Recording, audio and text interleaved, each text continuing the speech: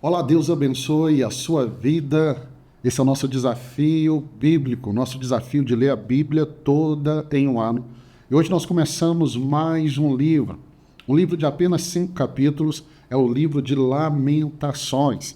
Esse livro também é o livro do profeta Jeremias, que nós já terminamos. Eu quero te lembrar que você leu comigo o livro de Jeremias e nós vimos o quanto o profeta Jeremias sofreu. Ele profetiza em um tempo tão difícil, uma profecia de juízo sobre a nação, por causa da idolatria, por causa da injustiça social, de todo o pecado. E agora nós vamos ver esse livro que são as lamentações desse profeta, que também é conhecido como profeta chorão. Aqui no capítulo 1 ao 3, que é a nossa leitura hoje, eu quero te mostrar que o propósito desses 3 primeiros capítulos do livro de Lamentações é expressar a dor e o lamento pela destruição de Jerusalém. Quero te lembrar que Nabucodonosor, o rei da Babilônia, vai invadir Jerusalém e destruí-la completamente. E aqui, Jeremias vai destacar a desolação da cidade e o sofrimento do povo. Tudo resultado do pecado. Tudo resultado do pecado. Então nós vamos ver aqui no capítulo 1. Vamos começar aqui no capítulo 1. O capítulo 1 de Lamentações começa com uma descrição vívida da cidade de Jerusalém. Ele mostra que essa cidade outrora era cheia de vida, agora solitária e desolada, como uma viúva. Vamos ver aqui, olha o verso 1.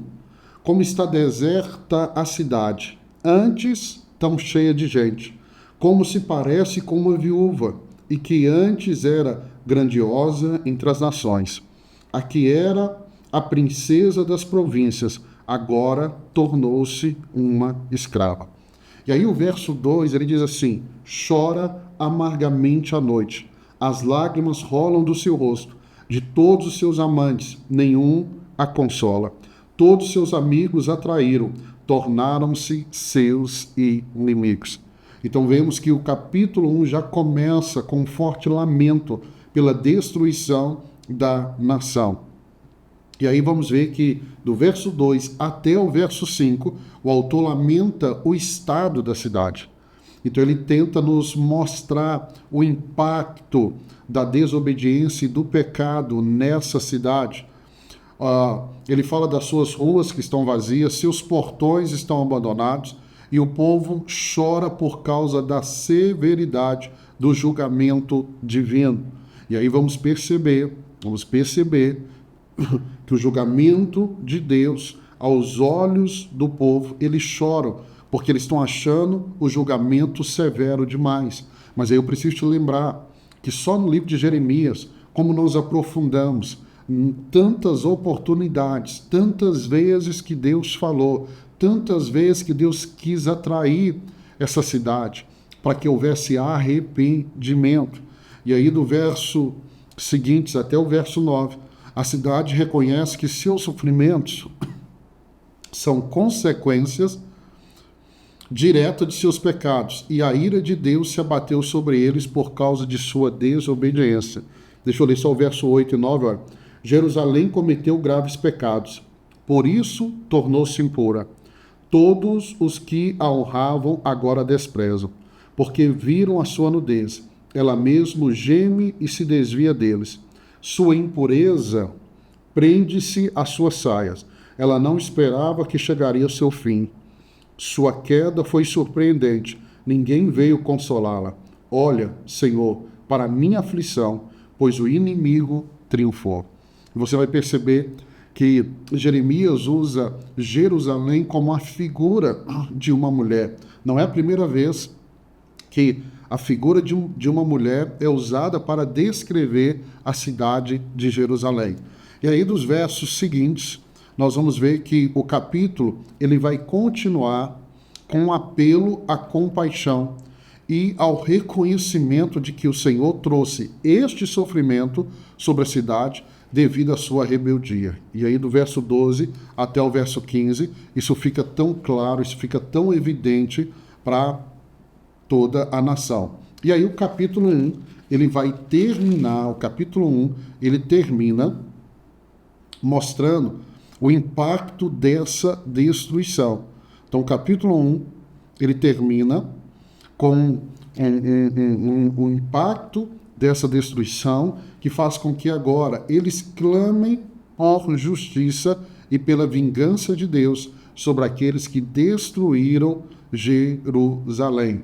Quero te lembrar novamente, no livro de Jeremias, nós vimos no final do livro o julgamento de Deus sobre a Babilônia. Deus usa a Babilônia como instrumento de juízo sobre a nação de Jerusalém, e o fato de Deus usar a Babilônia não quer dizer que Deus estava aprovando a Babilônia. Eu falei isso com você.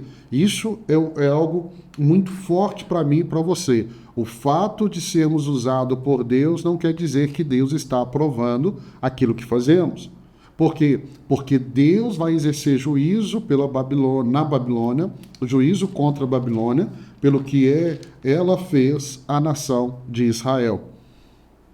E aí eu quero te lembrar, que lá em Mateus 23, 37, nós vamos ver um lamento de Jesus sobre Jerusalém, e Jesus vai dizer assim: quantas vezes quis eu ajuntar os seus filhos como a galinha junta os seus pintinhos debaixo das asas, e tu não quiseste. Então vemos, da mesma forma que Jeremias está lamentando sobre a destruição de Jerusalém, no Novo Testamento, Mateus capítulo 23, Jesus está lamentando uma destruição que acontecerá no ano 70 depois de Cristo. Vamos ao capítulo 2 de Lamentações, começa assim, verso 1. O Senhor cobriu a cidade de Sião com a nuvem da sua ira. Lançou por terra o esplendor de Israel, que se eleva para os céus. Não se lembrou do estrado dos seus pés no dia da sua ira. Essa expressão no dia da sua ira, a Bíblia também vai repetir e falar sobre o dia da ira do Senhor. O dia do Senhor. Então vamos lá, o propósito é descrever a extensão do julgamento de Deus sobre Jerusalém e sobre o povo de Judá, ressaltando a destruição do templo e a magnitude da ira divina.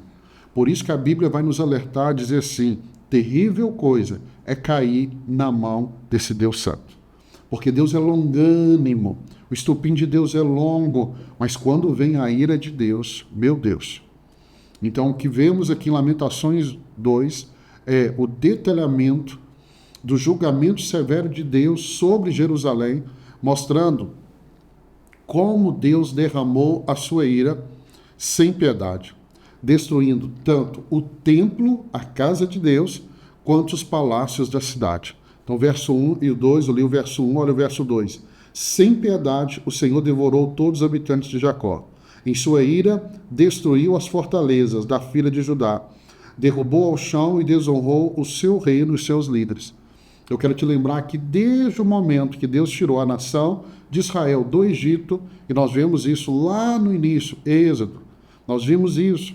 Deus já veio alertando para eles não seguirem o caminho de outros deuses, não se prostrarem de outros deuses, não praticar a injustiça. Então havia todo um trabalho de Deus para que eles andassem de forma correta. E Deus foi falando por meio de profeta após profeta, mas eles não ouviram. E aí continua o capítulo, ele destaca como Deus retirou seu favor e os inimigos de Israel foram usados como instrumentos de sua ira. Então, verso 3 ao 5, ele nos mostra isso, né? Que Deus tirou o seu favor. E aí você precisa entender que o maior juízo de Deus é Deus se retirar de uma pessoa, é Deus tirar a sua mão, é Deus tirar o seu favor, é Deus tirar a sua bênção. E aí o verso 6 ao 7 mostra a destruição do templo, e ela é descrita como particularmente dolorosa, pois o lugar onde Deus habita entre o seu povo foi totalmente arrasado. Quero te lembrar que toda adoração do povo de Israel ali em Jerusalém era no templo. Então, a teologia deles era tudo voltado para o templo. Então, sem o templo, eles ficam sem este lugar de adoração. E aí nós vamos ver que a condição desesperada de Judá é enfatizada, especialmente o sofrimento das crianças que perecem de fome nas ruas. Verso 11 e 12, deixa eu ler com você. Olha, meus olhos estão cansados de chorar, minha alma está atormentada, meu coração se derrama, porque o meu povo está destruído, porque crianças e bebês desmaiam pelas ruas da cidade. Eles clamam às suas mães, onde estão o pão e o vinho, ao mesmo tempo em que se desmaiam pelas ruas da cidade, como os feridos, e as suas vidas se desvanecem nos braços de suas mães. Pastor, é tão triste essa parte, sim, mas eu queria te ensinar algo. Essas crianças estão colhendo a semeadura que os seus pais, seus avós fizeram. E aí eu te pergunto, você que está nesse desafio da Bíblia junto comigo, qual semente você tem semeado? Qual colheita você vai deixar para os seus filhos? Qual colheita você vai deixar para os seus filhos? Nós estamos num tempo onde as pessoas acham que não há consequência dos atos dela. Mas a Bíblia vai dizer no livro de Gálatas, Paulo nos escreve dizendo, de Deus não se zomba, que o homem plantar, isso colherá. Esses filhos estão colhendo o que os pais deles plantaram. Que eu e você possamos plantar sementes boas, que quando a colheita vier, os nossos filhos possam colher. Pastor, isso não é justo. A Bíblia diz que Deus visita a maldade do pai aos filhos até a 4ª geração. A colheita vem. Uma decisão, ela não toca só a minha vida, ela toca quem está à minha volta. E aí esse capítulo, ele caminha para o final agora, e há um apelo aqui à oração e à súplica, reconhecendo que a destruição veio como resultado direto da ira de Deus. Eu gosto muito do livro de Lamentações, porque você percebe que há uma clareza que o que eles estão vivendo é fruto da ira de Deus devido aos seus pecados, devido à sua idolatria. Vamos para capítulo 3. Capítulo 3, qual é o propósito? É expressar o sofrimento individual do autor, então o sofrimento de Jeremias, refletindo a partir do sofrimento individual dele, o sofrimento coletivo de Jerusalém. E ele também afirma aqui a confiança no caráter misericordioso de Deus. Capítulo 3, ele é um capítulo que tem textos que nós repetimos muito, porque são textos muito bonitos. Então, capítulo 3, ele é mais pessoal, ele é um capítulo mais reflexivo, porque ele mostra o clamor de Jeremias. Então, ele começa com o autor expressando seu sofrimento e a sensação da ira de Deus. Olha como que ele começa. Eu sou o homem que vi a aflição trazida pela vara da sua ira. Ele me impeliu e me fez andar na escuridão e não na luz. Sim, ele voltou sua mão contra mim, vez após vez, o tempo todo. Então, Jeremias, como porta-voz dessa profecia, ele sofreu perseguição, ele sofreu ameaças de morte, ele foi preso injustamente, ele passou necessidade. Tudo por quê? Porque ele foi fiel à visão que Deus estava dando. Ou seja, toda essa destruição, Jeremias viu primeiro.